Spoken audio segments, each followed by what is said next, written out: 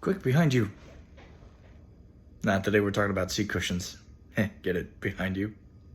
I've said it before and I'll say it again. Mobility devices come in as many types, sizes, and shapes as the people that use them.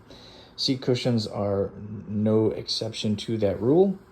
And so today I want to talk about a couple different types. This topic was actually requested by my cousin, Lindsay. And so, Lindsay, thank you very much for making this suggestion. And on top of that, if any of you have any thoughts on other topics you'd like me to look at, give a holler. Let me know.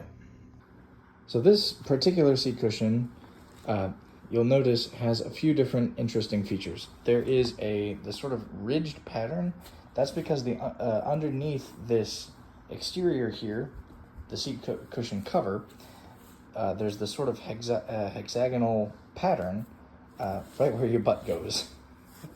It's less prominent near the front here, and essentially that's just trying to make the cushion easier on you as you're using it. The reason stuff like this is a big deal is because some people need to use a wheelchair for just about everything they do. I'm very lucky in that I can transfer in and out. Some people are not so lucky, and so they need a seat that is good for them for a very long period of time. And the reason that matters is because if it's not, and they need something like that, then what can happen is they get blood clots on the bottoms of their legs. Essentially, people weren't meant to sit forever. Our bodies just aren't designed for it. So blood will pool at the bottoms of your legs the longer you sit there. So to try and assist with that, you have seats that have gotten exponentially more complicated and better over the years. So in addition to the patterns at the top, this seat cushion is also designed to come off of the wheelchair like so. So there's, as you can see, some Velcro there, and the Velcro on the base of the wheelchair where it connects. I know it doesn't look too great, but no one actually looks down here, so if it does look terrible, then don't worry too much about it. Now, a couple things. First of all, this is far from in perfect condition. I mean, as I mentioned, it's pretty, there's a fair bit of dirt there. Remember that a wheelchair goes wherever you do, so if you want to go somewhere like outside, then that wheelchair's going with you, and the seat cushion is right there with you. Now, a couple things. First of all, obviously, this side down front, not all of the seat cushions that you'll experience have that. One other way you can tell is this front here. I'm gonna try to zoom out a little bit. This front here essentially has this ridge right in the middle. So you got a leg here and a leg on the other side. So this is a good indicator that this is the front, and it goes between your legs. Again, comfort is the name of the game, and the game is being played very well. Now let's talk maintenance. First and foremost, the seat cushion can come off of the seat itself. So there's a zipper in the back here on this one. Most seat cushions that you'll see will have something very similar to this, and again, this one is not in the best shape. There's a tear in the back cover there. And that leads me to the other part of maintenance that I want to talk about, is damage and what to do when you're experiencing damage. One of the ways that you'll see damage occur on a seat cushion is, of course, on the exterior, which I'll go into in just a second. But the bigger and more important damage, or the more drastic damage that needs fixed sooner, is the actual cushion itself. So I mentioned this hexagonal feel here, the pattern. There we are. This hexagonal pattern. Well, that is not the case right there. I could not tell you how, but at some point down the way, somehow the two hexagons right here came out. Essentially what this means is that those particular sections, maybe I just sat on them weird, or pulled on it the wrong way or whatever, but for whatever reason, those two hexagons popped out, and that part of the seat started to deteriorate. Now, here's the thing. In my case, again, I'm very, very lucky. In my case, I don't really need the seat cushion to be in absolute tip-top shape. And that is because I can get into and out of the wheelchair. Anytime you can get out of the wheelchair is a good time, because going back to that blood clot thing, essentially what that does is when you get out of the wheelchair, even if it's only for a little bit or just transferring helps, that gets the blood flowing further along your leg. So it's not just sitting there, it's moving. And that is a big deal when it comes to blood clots and stopping blood clots from happening. Really, the only other thing besides getting a good seat cushion and exercise that does that is compression socks, which are also very handy things. And I certainly benefit from braces, which are about as close as I get to compression socks. At this point, that damage is not sufficient that it causes me any long-term issues. So as a result, I don't really need to do anything about it. Now, should I? Maybe, but I don't. And again, I can get away with that because I don't absolutely need it in tip-top shape all the time. Let's say that you do, and you do need it in tip-top shape all the time, and it is deteriorating like that, and there's perhaps even more damage to the interior, to the real seat cushion. You've got a few solutions. The quickest, cleanest, and best, and the one that I would recommend is reaching out to a company that can communicate and purchase from the group that you bought that wheelchair from. Now, a lot of these companies don't really work with individual people. They need to usually go through a retailer like myself that'll work with them in order to get that ordered.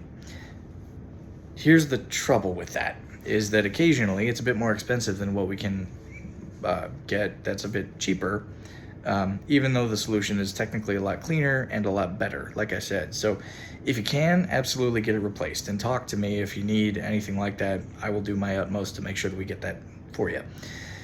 Alternatively, something else you could try is if you're handy, then one other option you would have, if the seat cushion itself is giving you trouble, you can potentially go to something like a Hobby Lobby or like a hobby store, and they might have some extra foam, and you literally just cut off the pieces that you need and stick that in there. Is it good? Is it something I would recommend? Not at all. But if you absolutely need it done, and you absolutely cannot afford or cannot otherwise get a replacement seat cushion, and you need a new seat cushion, that would be my next suggestion, purely on a matter of necessity. Again, if you can, then you should absolutely get a replacement seat. Well, let's talk exterior. So first of all, I one other point that I didn't make earlier that I do need to. The reason that zipper in the back is important is because that helps you take care of the seat cover. First and foremost, if the seat cushion itself is okay, then you can take the seat cover off. You can replace the seat cover, and then you've basically got a brand new seat at that point, since provided the cushion itself is still in good shape. Now, let's say that we didn't do that.